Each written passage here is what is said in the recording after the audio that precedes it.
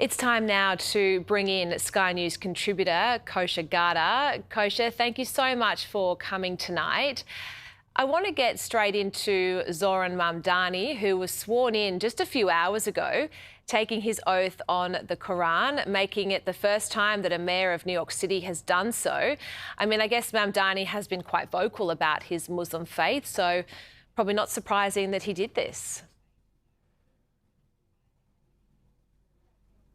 Not at all a surprise. And, it is a historic day for sure. His election was something that captivated the world, and it says a lot about what the country looks like and what the city looks like right now, and what the conditions have been demographically in terms of their sensibilities, in terms of their priorities that led to the election of someone like Zohran Mamdani for New York City. But here we are. Well, how much of an impact do you think he actually will have as mayor?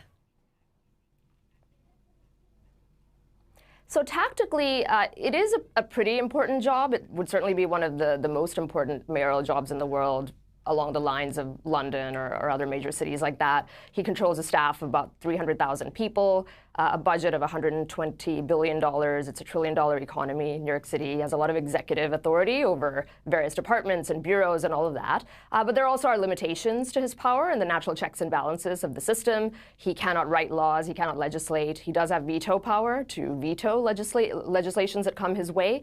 But other than that, there are sort of limitations built in. I think more importantly, it's the symbolic value of what this means, as I was just mentioning before, to have him in here. And I think what he's going to do with that symbolic value, this is, I believe, a springboard for him. We're seeing the beginnings, not the endings, of Mamdani in American politics. And I think he is going to use this as a springboard or launch pad into greater and bigger political aspirations, after his mayoral tenure is finished. Yeah, he's certainly going to be one to watch. China's President Xi Jinping has used his New Year's Eve speech to vow to reunify China and Taiwan. And this obviously comes after intense Chinese military drills that we saw around Taiwan. Surely the world would be concerned about an attack following provocative comments and recent military drills. Yes, I think if not concerned, certainly the world will not be surprised if he goes there. It could be on the spectrum anywhere from saber rattling to possibly a precursor, a prelude to an actual move. I think he is well aware of the reality of the world right now, which is that China's power is strong and is ascendant. America, which is the only check and balance, or has been or could be, to China, is at a weaker point, certainly after the heels of the last 4 years, but really over the past several decades. Lots of domestic problems, very stretched as it relates to geopolitical affairs, where the U.S. is involved and trying to help out with the Middle East and Russia and Ukraine and all of that. He is well aware of that, and this is probably a very strategically significant moment for him to do something, and it will not surprise anybody, I think, if we do see that. Well, Donald Trump has announced his 2026 New Year's resolution. Let's take a quick listen. Mr. President, do you have a New Year's resolution? I have.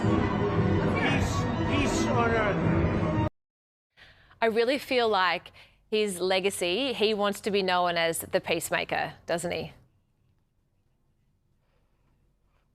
It certainly seems that way. And I think, he does really believe it. He had earned this moniker in now the 3 elections that he has competed in as the president of peace. And he famously talks about how he has started no new wars. Wars happened before his watch, after his watch, etc.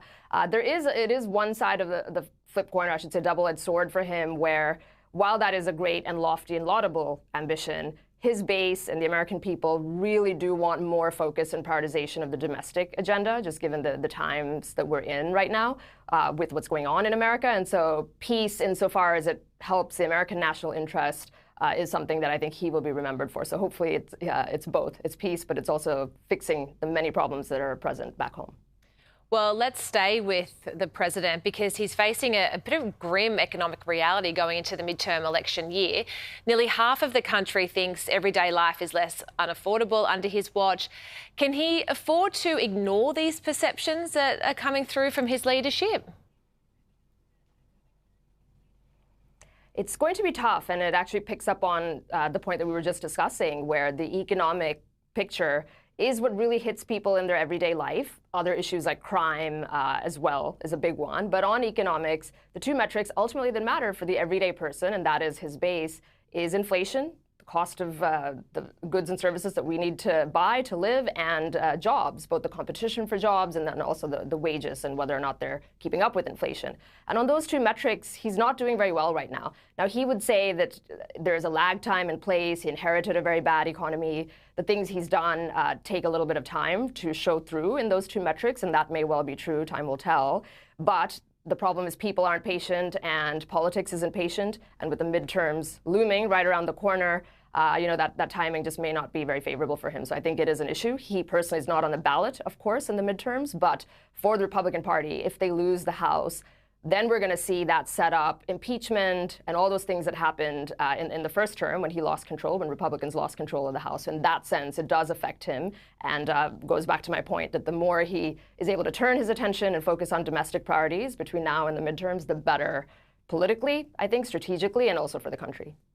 And just really quickly, Kosha, President Putin has ordered Russia's army to advance into northern Ukraine.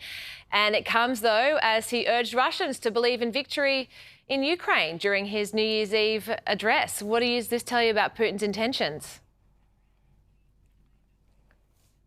It says that he is not going to back down. This is something that he feels is very much in the vital national core existential interests of Russia. He maybe underestimated how difficult it would be and how long it would last. We're closing in on 4 years now. But it is something that's very important to him. He does have the advantage of scale in terms of manpower and munitions. And he knows that Ukraine is very much reliant on European allies and the U.S.